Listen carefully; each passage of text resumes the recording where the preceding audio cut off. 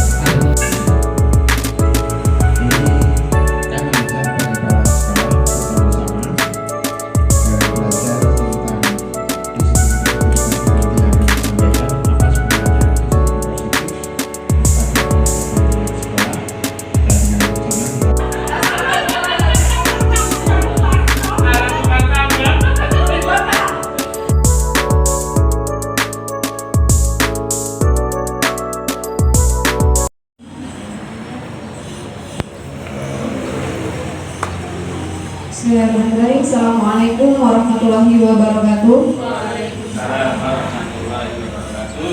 Alhamdulillah, wasyukurillah, kepada yang terhormat Bapak Kepala Sekolah TK Aba 4 Rejo, Bapak Nasio, dan kepada semua rekan guru yang tidak bisa saya sebut satu persatu dari TK Aba 4 Rejo yang saya hormati dan saya cintai.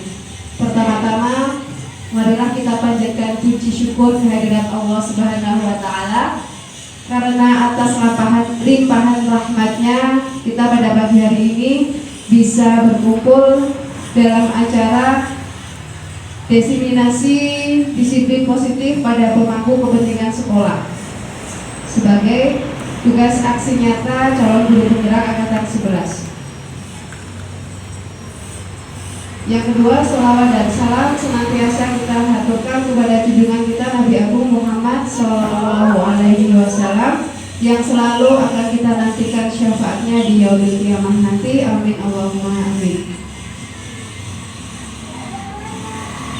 Pada kesempatan pagi hari ini, izinkan saya menyampaikan latar belakang dari diseminasi budaya positif di sekolah, yaitu konsep inti budaya positif yang belum dipahami secara merata oleh seluruh warga sekolah sehingga lingkungan sekolah yang positif bagi anak belum dapat tercapai. Kemudian, belum meratanya pemahaman tentang budaya disiplin positif, maka perlu dilaksanakan sebuah aksi nyata dalam bentuk pengimbasan pemahaman agar segera terbangun budaya positif di lingkungan sekolah. Kemudian tujuan dari diseminasi budaya positif di sekolah ini adalah meningkatkan pemahaman warga sekolah tentang budaya positif. Kemudian terbentuknya motivasi intrinsik pada murid melalui pembuatan keyakinan sekolah atau keyakinan kelas. Sebelum melangkah ke materi, saya akan mempersilahkan kepada Bapak Kepala Sekolah untuk memberikan sambutannya. Kepada Bapak Nasio, saya persilahkan.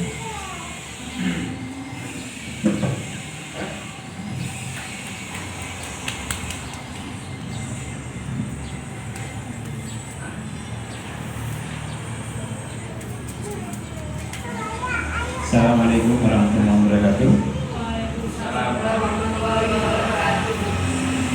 Alhamdulillah, puji syukur kepada Allah Subhanahu wa Ta'ala, pada kesempatan pagi hari ini kita bisa berkumpul di tempat ini dalam keadaan sehat walafiat. Yang kedua, salawat dan salam semoga tercurah atas kita dengan kita Nabi Muhammad SAW. Pada pagi menjelang siang hari ini, alhamdulillah kita berkumpul dalam kesempatan hari ini untuk bersama-sama kita belajar untuk kegiatan pelaksanaan penyampaian strategi penerapan disiplin positif pada kepentingan sekolah yang insya Allah nanti akan disampaikan oleh Bu Sri Rahayu untuk menjadi calon guru penggerak. Nah, kami dari Kepala Sekolah mengucapkan terima kasih yang besar-besarnya kepada Bu Sri dan juga pada guru yang lain yang terus berinovasi, berinspirasi, terus mengembangkan mutu sekolah kita agar ke depan menjadi lebih baik.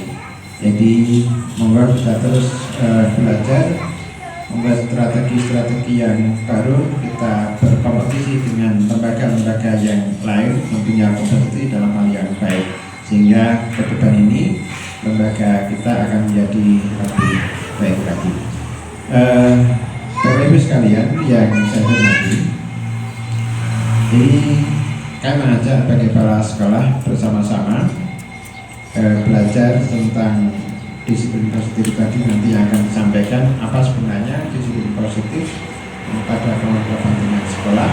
Kita dengar bersama, kita simak, dan bisa kita nanti bisa kita laksanakan, kita implementasikan di dalam sekolah kita. Mungkin hanya itu yang bisa kami sampaikan terkait dengan sambutan dari kepala sekolah, dan terima kasih untuk semuanya.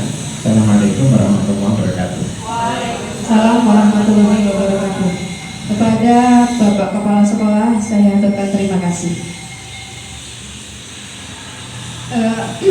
Karena ini sudah mepet jam rawan atau jam kritis, mari kita untuk memfokuskan kembali pikiran kita agar nanti penyampaian dari disiplinasi budaya positif ini bisa tersampaikan pada Bapak dan Ibu dengan baik.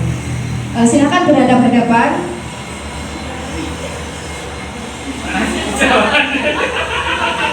Oh, Pak Tasya sama Pak Jati mau. Ya. Cece sama Ibu. Baik ya. Ini berhitung dari Pak Jati 1, 2. Pak Jati 1, Pak Tasya 2. 1, 2, 1, 2. Baik. Yang nomor 1 nanti jika saya menjadi, jika aku menjadi. Oke, yang nomor 2 menjawab maka aku. Oke, latihan. Saya sekarang ukur-ukuran berbalik badan. Nanti kalau saya latihan dulu ya. Coba dihitung, misal 1, 2, 3 baru berhadapan-hadapan. Terus yang nomor 1 bertanya, jika aku menjadi, misalnya jika aku menjadi raya, Pak Nasio jawab, maka aku akan apa gitu ya. Jadi nanti spontan. Nah, yang nomor 1, jika aku menjadi, saking ngarang, boleh ngarang, yang ada di benak. Nah, yang ada di benak kalian masing-masing. Baik, bikinkan dulu. Saya kasih waktu 10 detik untuk memikirkan cita-cita apa yang ada pada Bapak dan Ibu guru yang nomor 1, atau apa menjadi seorang yang diinginkan. 1, 2, 3, 4, 5, 6, 7, 8, 9, 10. Cukup? Baik. 1, 2, 3. Jika aku menjadi bujang kembali, maka aku akan menikah lagi.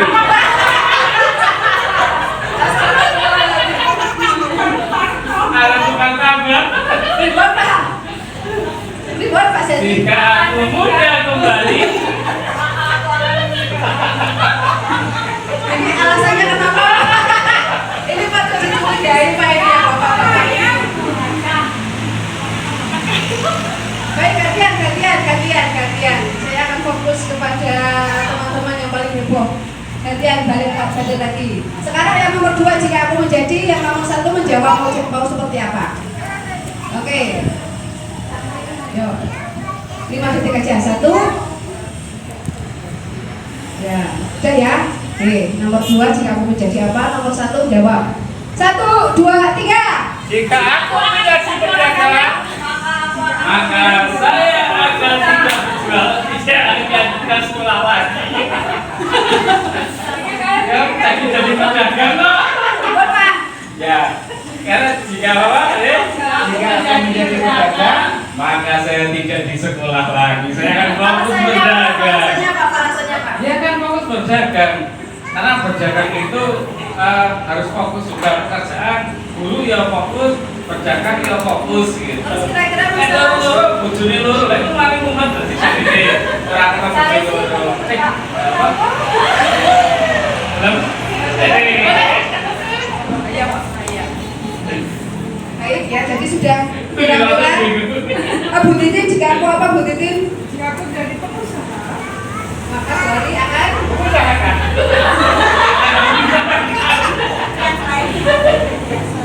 wow, tambah 1 rajin menabung. Musita, jadi apa Musita? Jika aku menjadi orang kaya,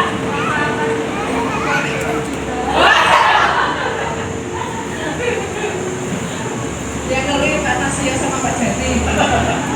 Ayo deh, anu Pak, keinginan terpendam. Baik ya, langsung saja kita mau tepuk hebat ya. Silakan kakaknya dibayar rokok.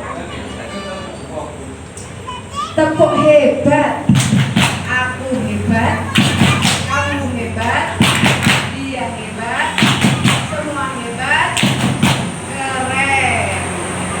Ya, ayo 1, 2, 3. Tepuk hebat. Aku hebat, kamu hebat, dia hebat, Semua hebat. keren. Keren. Terima kasih. Tepuk tangan untuk kita semua. Udah fokus ya berarti ya. Nah ini berisi. lagi kan dia. Hah? Fokus meningkat lagi.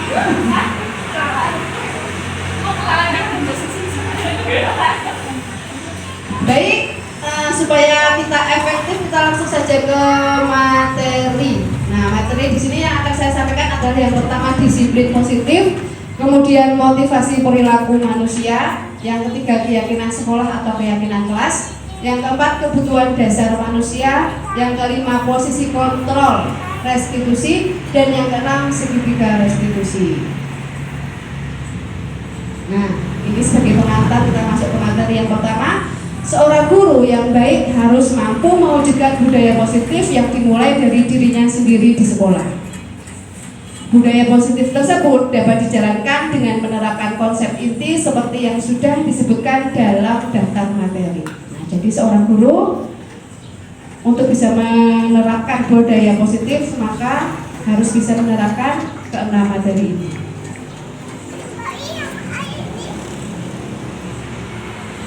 Untuk materi yang pertama, disiplin positif dan nilai-nilai kebajikan universal.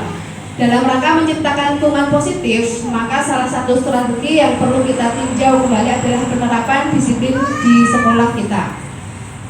Nah, untuk pertanyaan yang pertama, apa sesungguhnya arti disiplin itu sendiri? Ada yang bisa menjawab? Apa arti disiplin?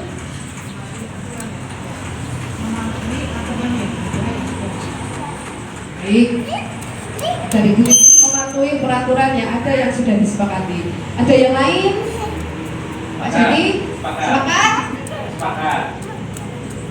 Sepakat? Oh, ada Bu Sita. Apa Bu Sita? Tepat waktu. Siap, tepat waktu. Oke. Ada yang lain lagi?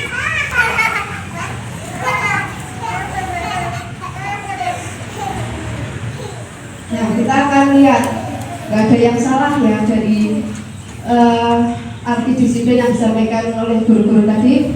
Ini makna disiplin, kebanyakan orang akan menghubungkan kata disiplin dengan tata tertib, teratur, dan kepatuhan pada peraturan.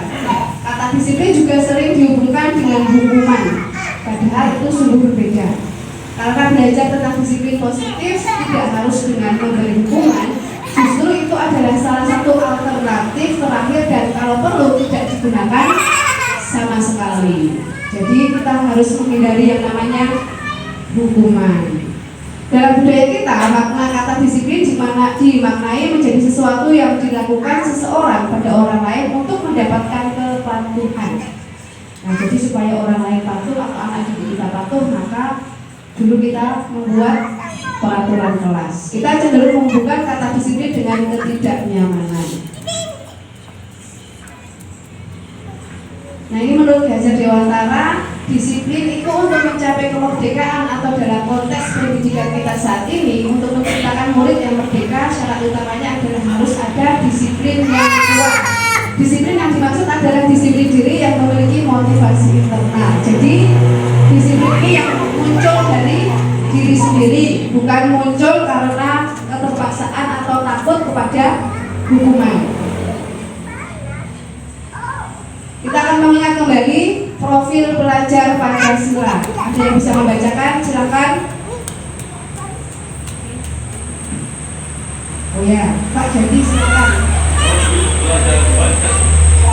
1. Beriman bertakwa kepada Tuhan Yang Maha Esa dan berakhlak mulia, berkebinekaan global, bergotong royong, mandiri, kreatif, bernalar kritis. Tepuk tangan. Selanjutnya sikap murid. Nah, jadi ini adalah sikap murid yang mencerminkan disiplin positif. Ada toleransi, rasa hormat, integritas, mandiri, menghargai, antusias, empati, keingetahuan, kreativitas, kerjasama, percaya diri, dan juga. Selanjutnya 9 pilar karakter atau Indonesian Heritage Foundation.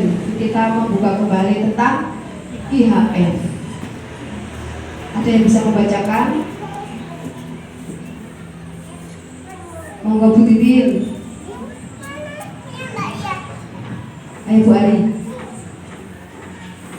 9 pilar karakter: cinta Tuhan dan segenap ciptaannya, kemandirian dan tanggung jawab, kejujuran, amanah, diplomatis, hormat dan santun, dermawan, suka menolong dan gotong royong, percaya diri, kreatif dan pekerja keras, kepemimpinan dan keadilan, baik dan rendah hati, toleransi, kedamaian dan kesatuan. Terima kasih. Tepuk tangan untuk Bu Ari. Nah, untuk selanjutnya ini adalah ada proyek nilai-nilai kebajikan. Nah, nanti bisa dibaca sendiri karena slide-nya sudah saya bagi di masing-masing guru. Nanti bisa dicermati tentang nilai kebajikan yang harus ada pada diri manusia, terutama untuk seorang guru. Kita masuk ke motivasi perilaku manusia. Nah, kira-kira apa yang dimaksud dengan motivasi? Apa itu motivasi? Dorongan untuk melakukan sesuatu. Dorongan untuk melakukan sesuatu. Mungkin Bu Ria ada yang lain? Oh, itu bersama Pak Jandi. Bu Nunung? Nah, Pak Nasio, apa yang dimaksud dengan motivasi? Semangat, ya.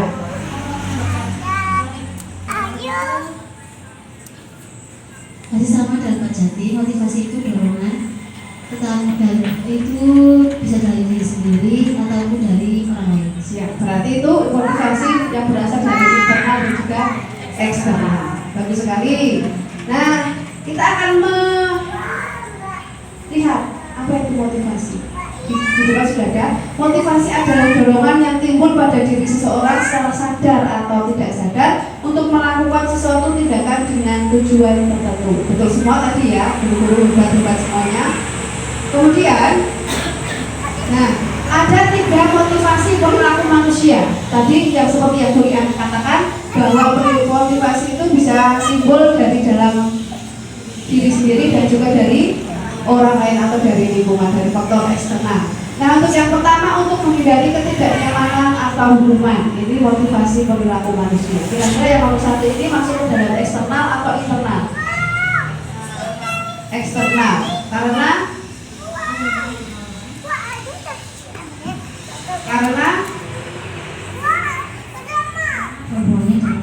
baik. Ada lagi yang bisa mencermati nomor 1. Eksternal atau internal? Bapak jadi internal. Siapa yang internal, Cung? Oh, bisa lagi. Ya, Pak jadi internal, bisa internal.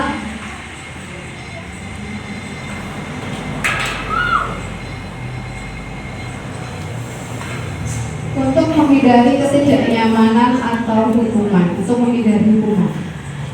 Berarti kalau menurut saya ini eksternal, karena dia takut dihukum. Dia motivasi yang bukan muncul untuk memperbaiki perilaku diri sendiri, tetapi dia melaksanakan peraturan karena takut dihukum. Berarti yang memotivasi mereka adalah hukuman. Supaya tidak dihukum, maka dia patuh kepada peraturan.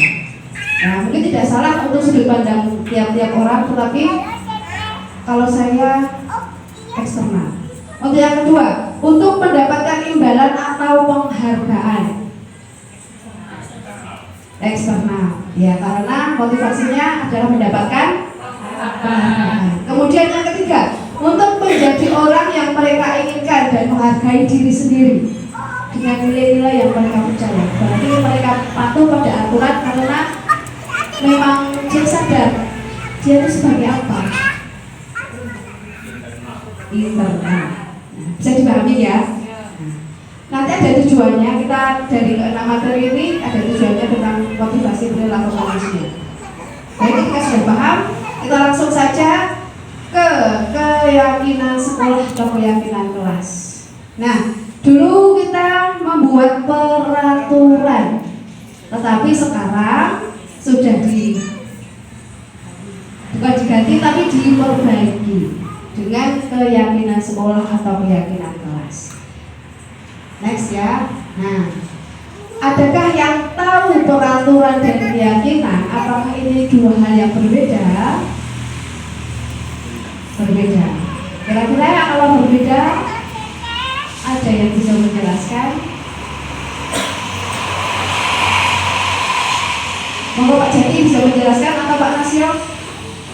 Peraturan itu biasanya dari keyakinan. Baik, so kalau Pak Jadi? Jadi kalau peraturan itu dibuatkan kita kalau di kelas ini kalau yang namanya peraturan kita setuju atau tidak itu sah. Tetapi kalau keyakinan kan motifnya bukan karena dari orang, tapi karena saya meyakini meskipun mungkin orang lain menganggap ini bukan sebuah keyakinan misalnya ya begitu yang orang pandangan sing gunakan ya makanan yang dari itu, maka ini jadi mungkin juga peraturan, tetapi bisa jadi keyakinannya begitu. Tidak, kalau keyakinan ini juga bukan abstrak, tetapi langsung action. Jadi dia langsung jadi. Baik, bagus sekali ya dari Pak Jadi maupun Pak Nasio.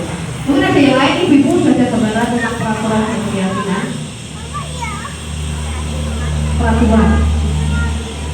Peraturan itu dilarang, ya.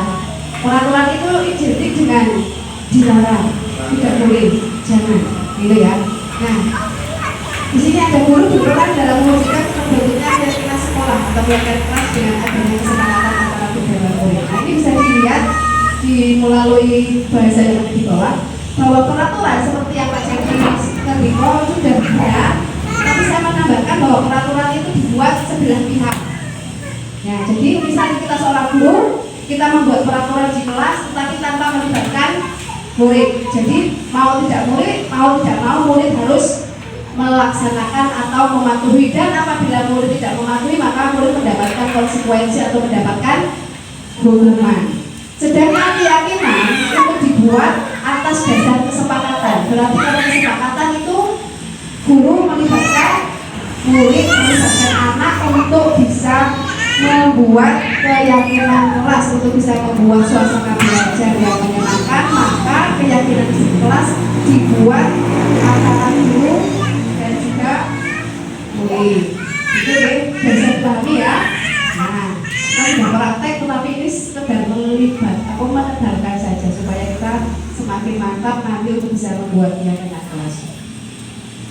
Kemudian keyakinan dibuat dengan bahasa yang sederhana, mudah dipahami dan menggunakan bahasa yang positif. Misal kalau peraturan tidak boleh datang terlambat, pada keyakinan kelas bisa diubah menjadi datang tepat waktu, atau dilarang keluar kelas bisa diubah dalam bentuk keyakinan kelas menjadi kalau keluar kelas minta izin. Tidak boleh makan di dalam kelas, bisa dirubah keyakinan kelas yang menjadi makan setelah jam istirahat atau setelah selesai kegiatan. Itu guys, sudah bisa dipahami ya? Insya Allah. Nah, ini ada contoh-contoh keyakinan kelas Bapak Ibu semua. Nanti kalau Bapak Ibu cari di Google atau di Canva banyak sekali ini contoh keyakinan kelas. Ada hormati gurumu, tidak berkata kotor, saling menyayangi, fokus belajar, saling menolong dan sopan santun. Ini juga nilai poster keyakinan kelas yang sudah saya buat di LMS. Itu nilai kebajikan utamanya yang saya angkat. Ini ada religius, integritas, tanggung jawab, percaya diri, sabar, disiplin, toleransi, dan gotong royong. Keyakinan kelasnya datang ke sekolah tepat waktu, menciptakan suasana kelas yang nyaman, menjaga kebersihan, berbicara bergantian, minta izin jika keluar kelas, dan meminjam barang milik teman, saling menyayangi dan anti bullying, menghargai perbedaan dan bekerja sama dengan teman. Ini yang bisa kita buat. Nanti insya Allah kita nextnya akan belajar membuat Canva. Nah, karena Canva nanti tidak harus di laptop, tetapi di HP bisa menggunakan akun belajar ID teman-teman semuanya. Banyak sekali kegiatan di situ. Nah, next ya. Nah, ini ada hubungannya lagi, ada kebutuhan dasar manusia. Nah, ini ada 5 kebutuhan dasar manusia. Yang pertama, bertahan hidup, kemudian kasih sayang, kebebasan, kesenangan, dan juga penguasaan. Nah, kita untuk bisa memahami materi kebutuhan dasar manusia, saya akan mengangkat kasus atau studi kasus yang real yang terjadi di kelas. Ini kebanyakan sebagian besar terjadi di kelas. Setiap kelas ada anak-anak yang seperti ini. Ada yang bisa membacakan?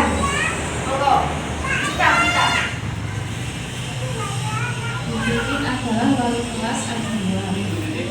Ada bikin? Beliau sedang bingung karena ada salah satu siswa yang sering membuat ulah. Dia bernama Dori. Dori ini sering mengganggu teman-temannya, meminta bekal temannya dengan paksa, suka merebut mainan yang sedang digunakan temannya lain, dan suka memukul temannya sehingga temannya menangis. Terima kasih Bu Sita.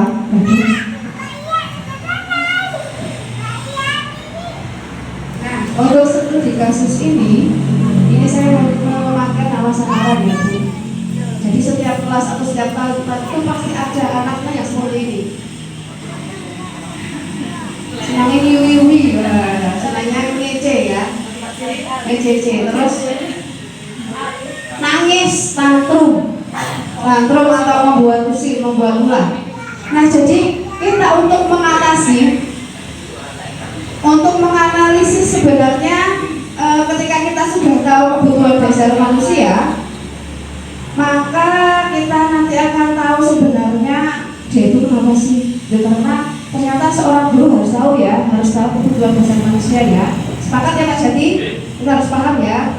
Karena ini yang kita hadapi itu anak-anak yang unik-unik sekali.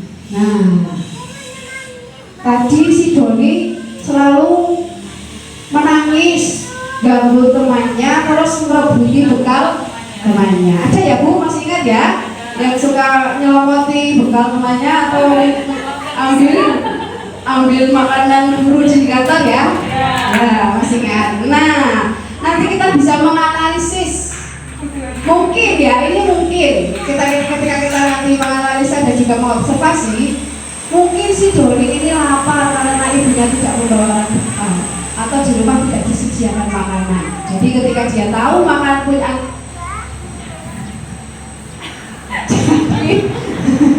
jadi ketika Doni ini melihat makanannya teman-teman kepingin dan merebut dengan paksa.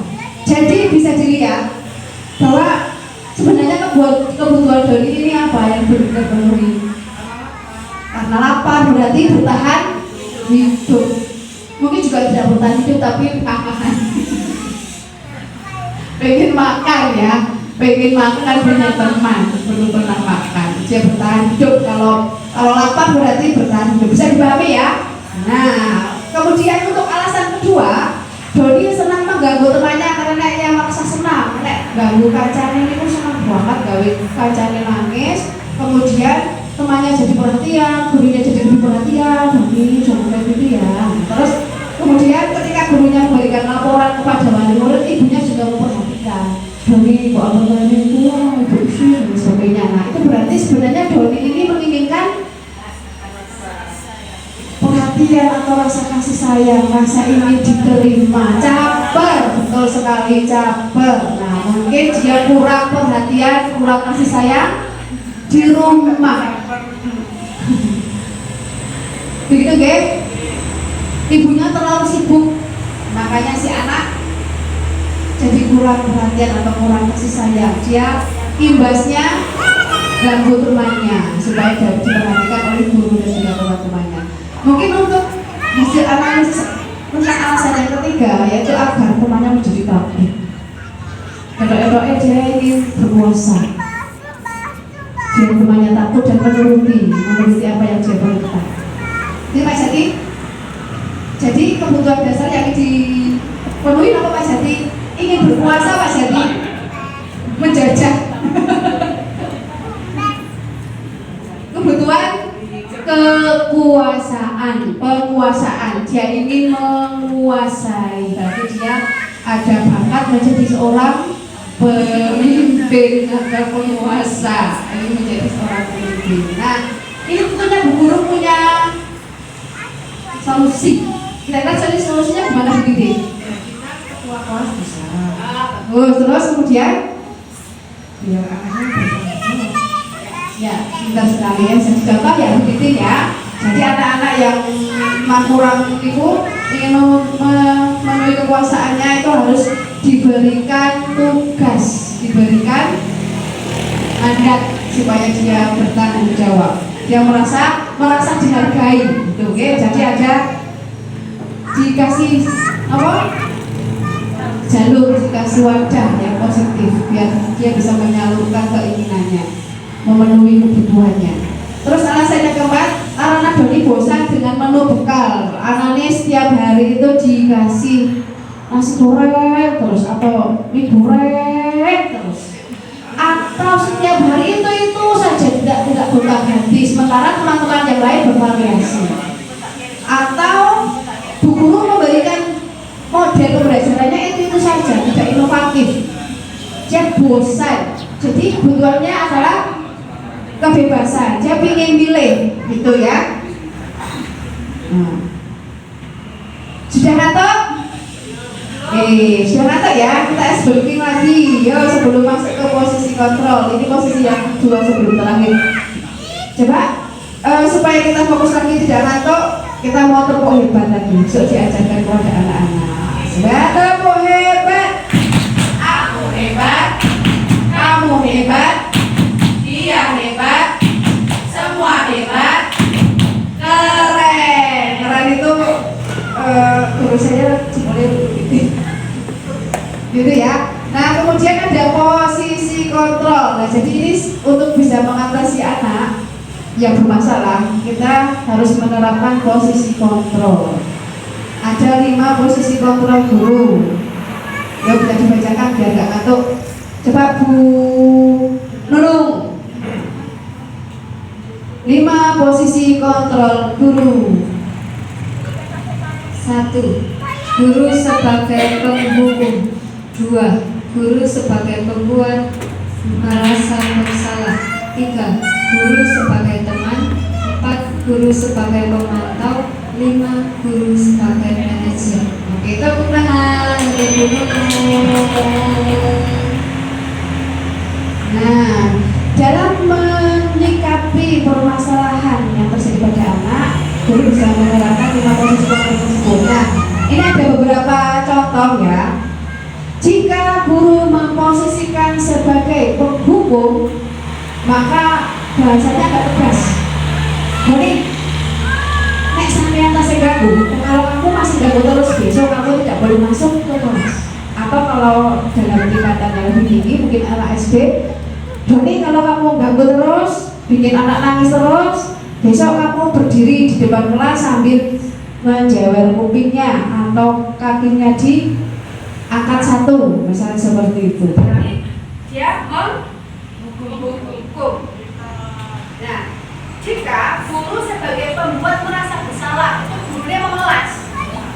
Itu juga dulu Saya ada seperti itu. Bu Doni, gak kasihan apa sama guru capek banget. Masih ingat kan dulu pas saya sering keluar kelas, itu ada salah satu guru kita, Bu ya. Saya pasrahi kelas saya dan dia menangis. Dia menangis memelas gitu sama anak-anaknya karena anak-anaknya luar biasa aktif. Nah itu berarti guru pembuat merasa bersalah. Enggak kasihan bos sama buku-buku capek sekali sampai gak ada suaranya gitu ya. Nah jadi berkata-kata main anak itu merasa berarti salah, bersalah gitu. Kemudian guru sebagai teman. Guru sebagai teman berarti saya mau lah, jangan seperti itu lah, nggak baik, gitu ya. Bahasanya lebih komunikatif seperti seorang teman. Kemudian guru sebagai pemantau itu seperti checklist, ya. Jadi Doni, bener nggak? Doni tadi membuat si A nangis, bener. Kenapa alasannya? Ya, jadi guru menginterogasi, gitu ya. Kemudian yang terakhir ini yang harus dilakukan adalah guru sebagai manajer. Nah, jadi di sekolah juga guru harus bertindak sebagai manajer. Bahasanya lebih halus, tidak mendikte, mengarahkan sikap yang lebih baik. Ya, jadi guru komunikatif, bahasanya seperti teman, juga mengarahkan gitu. Jadi nanti ada mengarahkannya. Nanti ada contoh-contohnya. Nah, di antara kelima posisi kontrol, sebaiknya seorang guru menggunakan posisi sebagai manajer. Sebagai manajer itu berarti guru selain apa? Selain mengingatkan, guru juga mengarahkan, bukan hanya mendikte bahwa dia salah, tapi guru juga mengarahkan. Nah, ini ada hubungannya lagi dengan segitiga restitusi. Nah, jadi setelah guru memahami posisi kontrol ini dalam menangani permasalahan anak di kelas, itu guru menggunakan segitiga restitusi. Ini adalah hal yang baru. Saya aja baru saja memahami. Nanti mudah-mudahan juga teman-teman akan memahami dengan segitiga restitusi. Nah, bisa dibaca ya. Restitusi proses menciptakan kondisi bagi murid untuk memperbaiki kesalahan mereka sehingga mereka dapat kembali pada kelompok mereka dengan karakter yang lebih kuat. Jadi murid anak yang bermasalah ini tidak serta-merta dihukum, tetapi diarahkan supaya dia nanti kembali lagi ke kelompoknya dengan karakter yang lebih baik atau lebih kuat. Terus restitusi juga proses kolaboratif yang mengajarkan murid mencari solusi untuk masalah. Jadi guru juga berkolaborasi dengan anak untuk bisa mencari solusi, membantu murid berpikir tentang orang seperti apa yang mereka inginkan dan bagaimana mereka harus memperlakukan orang lain. Nah, di sini ada segitiga restitusi. Yang pertama menstabilkan identitas itu yang bawah, terus yang sisi yang ke atas itu validasi tindakan yang salah, dan yang ketiga menanyakan keyakinan. Nah, ini kalau dibaca saja tidak paham. Nah, nanti kita akan praktek di kasus Doni tadi, Ibu Titi dengan Doni. Nah, yang menstabilkan identitas yaitu dilakukan berdasarkan prinsip bahwa berbuat salah adalah proses pembelajaran yang nantinya akan menggeser identitas gagal ke arah identitas sukses. Jadi ciri-cirinya seperti ini kalau menstabilkan identitas. Mungkin Doni nggak apa-apa loh, nggak apa-apa Doni sekarang mengganggu teman atau merebut makanan punya teman, itu hal yang wajar, nggak apa-apa. Guru juga dulu kayak gitu, teman-teman juga yang lain ada yang seperti itu, tetapi ternyata itu perbuatan yang kurang bagus. Bukan kita membenarkan si Doni berbuat ulah seperti itu, tetapi kita mesti pegang identitas dulu supaya Doni tidak merasa menjadi anak yang salah atau down ya. Kita mesti pegang identitas dulu. Atau gak apa-apa, tidak apa-apa kamu berbuat seperti itu wajar gitu ya. Itu kalimat mesti identitas pada sisi yang bawah. Kemudian yang kedua, validasi tindakan yang salah berdasarkan prinsip bahwa perilaku mempunyai maksud untuk memenuhi suatu kebutuhan. Nah, jadi untuk yang kedua itu kita menanyakan maksud. Jadi ya, sisi yang kedua ini menanyakan maksud. Tentu kamu punya alasan kenapa kamu melakukan itu. Kenapa kamu suka merebut teman? Kenapa sih? Ya. Terus kenapa sih kamu suka ganggu teman? Alasannya apa? Nah, itu sebagai sisi yang kedua, memvalidasi tindakan yang salah. Kemudian berikutnya menanyakan keyakinan. Nah, jadi kan kita sudah berkeyakinan kelas. Jadi kita arahkan, tentunya kamu masih ingat dengan keyakinan kelas kita bahwa sesama teman harus saling menyayangi. Kalau mau minta sesuatu harus minta izin. Nah, jadi ada urutannya supaya anak-anak itu cara mengatasi permasalahannya tepat dan dia bisa kembali ke kelompoknya dengan karakter yang lebih baik. Itu yang diharapkan, bukan serta-merta kita menghukum. Sudah paham ya Ibu tentang itu ya? Sudah bisa dipahami? Nah, jadi kita mulai besok kita dalam mengatasi kasus pada anak, permasalahan pada anak, kita bisa menerapkan segitiga restitusi. Kita bisa memanggil anak tersebut, kita bisa berbicara secara emosional ya, melakukan pendekatan secara emosional kepada anak-anak. Oke. Nah, sudah cukup, kira-kira sudah cukup. Kita nanti ada yang mau ya, terima kasih. Nanti akan ada sesi sebentar, kita mau praktek membuat segitiga terus akan membuat keyakinan kelas. Mungkin ada yang mau ditanyakan atau ada tanggapan tentang kasus. Kita nanti diskusi belajar bersama-sama tentang menangani kasus anak atau permasalahan anak.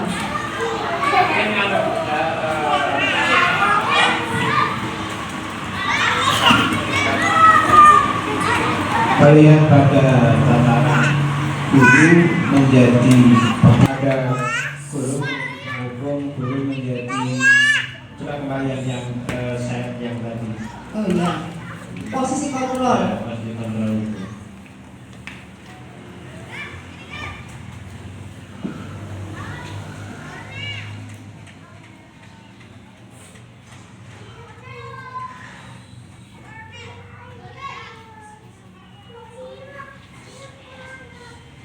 Dari paparan tadi, guru sebagai pemimpin jelas kita tidak bisa memposisikan kita seperti itu. Nah, guru membuat merasa bersalah itu juga kurang pas kita terapkan. Tapi guru menjadi manajer itu bagus sekali. Nah, yang nomor 4 itu juga mungkin akan bisa menjadi acuan kita. Kalau itu apa namanya? Tanggapan dari saya, karena kita akan mengetahui kenapa sih anak itu kamu berbuat seperti kenapa. Kita tahu alasannya, tahu alasan kok mereka begini, ya, gitu. Sehingga setelah begitu baru kita masih masuk pada manajer, menjadi manajer. Bisa nggak itu? Misalnya guru kita kita sebagai pemantau yang memantau anak seperti itu kok. Kalau kita tidak tahu alasannya, berarti kita sesuatu yang dia sebenarnya itu tidak tahu kenapa mereka seperti itu. Nah, itu bisa nggak mungkin sebagai pemantau kita katakan kita sebagai manajer itu lebih Terima kasih. Ini kalau menurut saya yang itu bagus sekali dari Pak Nasio, kepala sekolah. Itu yang pertama memang kita harus memantau dulu Pak, sebagai kita menganalisa tadi dia benar tidak melakukan tindakan tersebut. Kemudian kita akan tanya apa sih alasannya. Terus kemudian kalau kita di level TK itu tidak bisa kita melakukan observasi hanya dengan anak, tetapi kita juga harus tahu kehidupan dia di keluarga, di rumah. Nah, setelah kita memantau, tentunya kita akan menjadi manajer, Pak. Nah, setelah memantau, kita akan mengambil posisi kontrol menjadi seorang manajer dengan cara mencari solusi. Nah, mencari solusi, kemudian dalam posisi kontrol manajer ini, dalam mencari solusi atau menangani permasalahan pada anak, kita menggunakan langkah segitiga restitusi itu, Pak.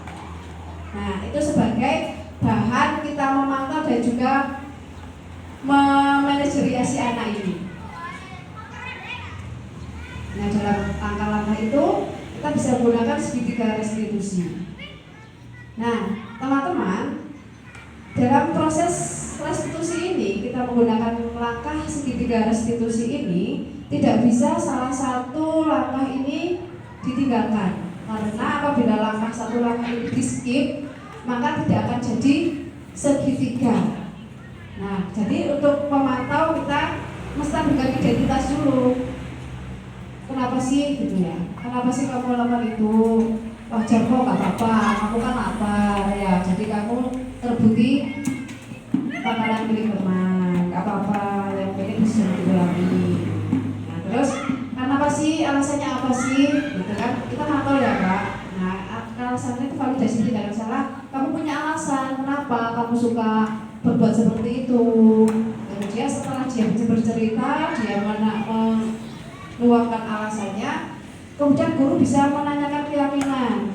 Nah, karena di dalam kelas kita sudah membuat keyakinan bahwa sesama teman itu harus saling menyayangi dan tidak boleh mengambil secara paksa barang milik orang lain. Kita tebarkan lagi keyakinan kelas supaya dia tertanam bahwa keyakinan kelas itu harus dia laksanakan dan perbuatan dia itu adalah perbuatan yang tidak baik.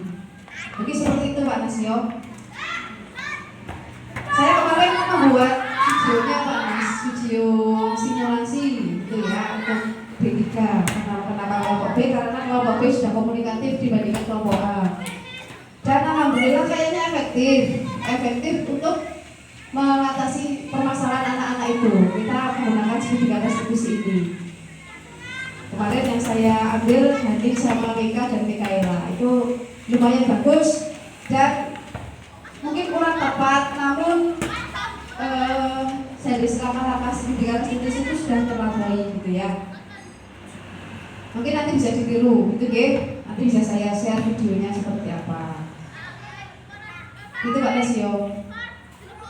Ada yang lain Pak Jadi? Menambahkan saja. Boleh Bu? Boleh, silakan, banyak juga Pak apa-apa. Kalau kita kembali lagi di 5 posisi kontrol Bu, lagi di 5 posisi kontrol ini maka 1-2 ini adalah termasuk identitas gagal atau perilaku kontrol negatif. Kemudian yang 3, 4, 5 ini identitas berhasil atau sukses. Di mana yang ke 1 sampai 4 ini kalau tadi kita kembali ke atas maka itu adalah motivasi eksternal. Sementara yang ke 5 itu adalah motivasi intrinsik.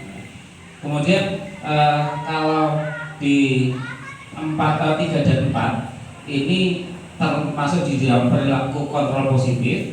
Kemudian yang kelima ini guru sebagai manajer maka dia adalah kontrol diri. Nah kemudian sebenarnya ini nanti akan ada sedikit perbedaan dan lain sebagainya. Kalau yang 3, 4, 5 itu sebenarnya masih oke lah, karena ini masih tetap perilaku positif. Nanti kita bisa bedakan di dalam tindakan nyata sebagai contoh. Ini untuk guru berbuat, misalnya kalau yang penghukum maka guru tersebut akan menghardik, menunjuk-nunjuk, menyakiti, menyindir. Ini tidak sekedar tetapi dalam konteks kita sebagai guru juga, sebagai pribadi juga. Kalau penghukum kita maka akan seperti itu, menghardik, menunjuk, menyakiti, menyindir. Ini adalah perbuatan yang sebenarnya dia tipe orang penghukum. Kemudian yang kedua, membuat orang merasa bersalah, maka berbuatnya guru berbuat berceramah, menunjukkan kekecewaan mendalam dan sebagainya. Kalau yang guru berbuat yang sebagai teman, maka membuatkan alasan-alasan untuk murid-muridnya. Ini jadinya guru terlalu dengan teman kan seperti orang-orang. Nah itu kok itu karena tadi terlambat karena ada acara OSIS, misalnya karena misalnya kelas SMA dan sebagainya. Kemudian yang pemantau maka akan menghitung dan mengukur setelah dia disampaikan Bu Sri. Kata itu sehingga standarnya ya terkait dengan alat ukur yang dia buat. Nah kalau untuk manajer mengajukan pertanyaan, ada guru berkata di cirinya, jadi kalau untuk hukum maka kalau kamu tidak melakukannya, saya akan berarti ini hukum. Ini ada penekanan dan juga ada hukumannya. Kemudian kalau yang mau orang bergerak, kamu sudah mengecewakan ibu bapak. Nah ini mengecewakan guru misal. Ini berarti membuat orang merasa bersalah. Kemudian yang berkata kalau sebagai teman, tahu kan untuk bapak atau ibu, ya sudah nanti baru terus bantu bereskan. Berarti ini kadang-kadang positif, kadang-kadang negatif juga kalau jadi teman. Kemudian yang pemantau, apa peraturannya? Kembali ke aturan, bukan makanya tadi kita butuh kesepakatan kelas. Saya kelas kelas belief lah. Kenapa bukan peraturan? Karena seperti ini, kalau pemantau ya dia karena diterapkan dengan aturan, kemudian apa konsekuensinya atau sanksinya berdasarkan kayak sudah ada. Kemudian kalau kontrol diri, apa yang kita yakini? Ini manajer sebagai manajer tadi. Apa kamu yakini hal tersebut benar atau rahasia asli ini? Kemudian hasilnya, tentunya kalau yang penghukum nanti anak menjadi pemberontak, pendendam, menyalahkan orang lain, ini boleh pendendam. Ketika bocah kok begini, itu sih salah itu. Saya itu dulu, berarti karena ini pola asuhnya kan menjadi seorang. Kemudian orang masa besar, hasilnya menyembunyikan atau menjadikan berbohong, ini seperti itu. Kalau yang teman, ini negatifnya biasanya anak akan menjadi ketergantungan. Kalau yang memantau menyesuaikan bila diawasi, orang ya orang. Ketika ada pengawas, ketika ada guru, ketika ada kepala sekolah maka akan berbuat baik, tetapi ketika tidak ya ini santai wae. Ini banyak di sekolah-sekolah yang apalagi saya kalau swasta pun berarti kalau yang ASN banyak juga yang ternyata seperti itu, tidak termasuk memotongkan gate. Kemudian yang kalau yang manajer maka menguatkan watak atau karakter, yang penting pembentukan karakter, maka ada ataupun tidak ada maka akan tetap berbuat sesuai keyakinan. Nah maka monggo saya kira memang kalau yang terbaik adalah di manajer, ada teman pemantau itu proses oke lah, tidak masalah.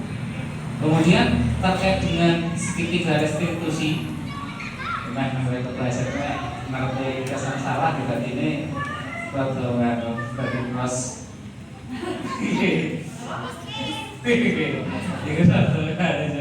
Nah sekarang kan itu nomor berapa sing penyediaan alat kontrasepsi itu lancar.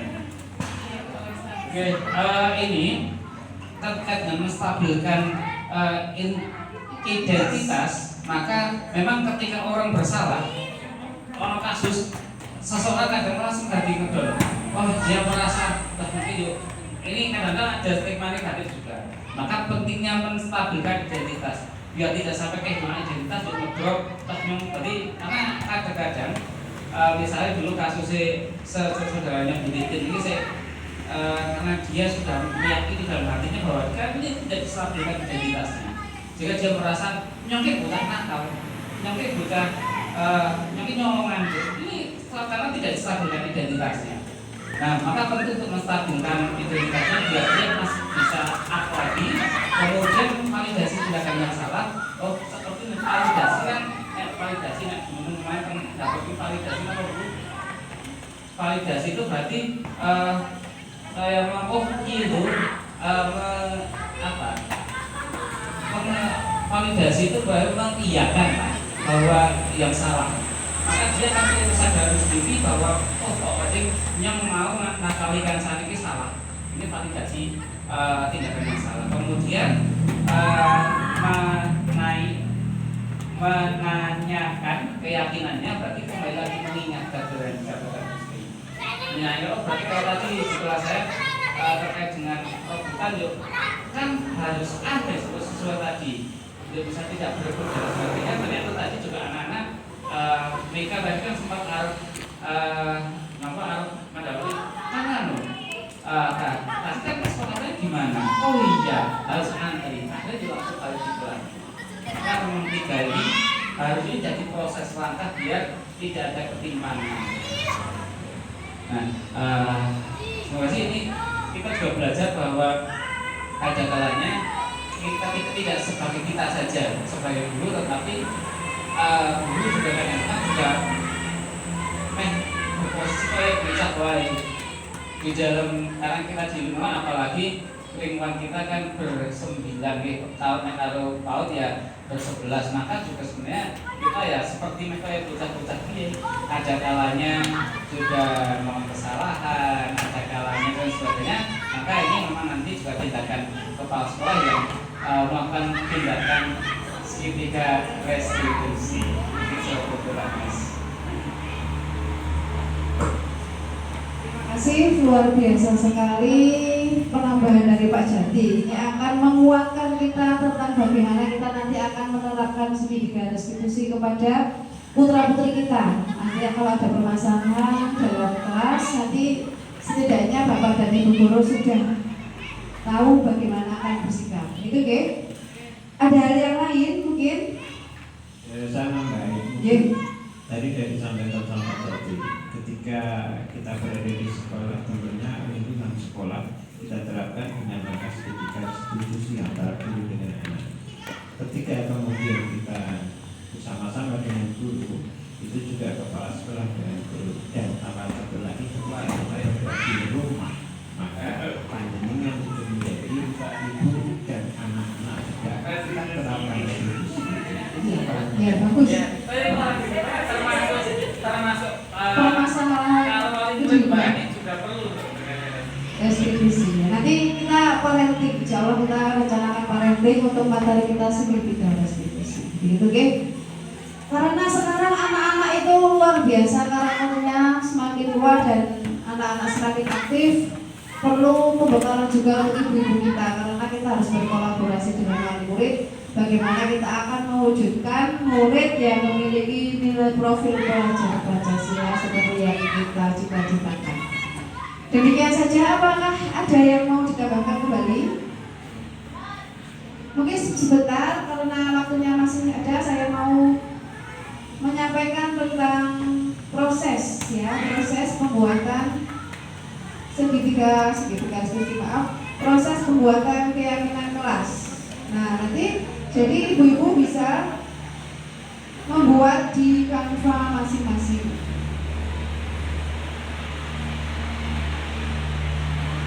Nah, latihan proses pembuatan keyakinan kelas. Nah, jadi ibu-ibu bisa menambahkan.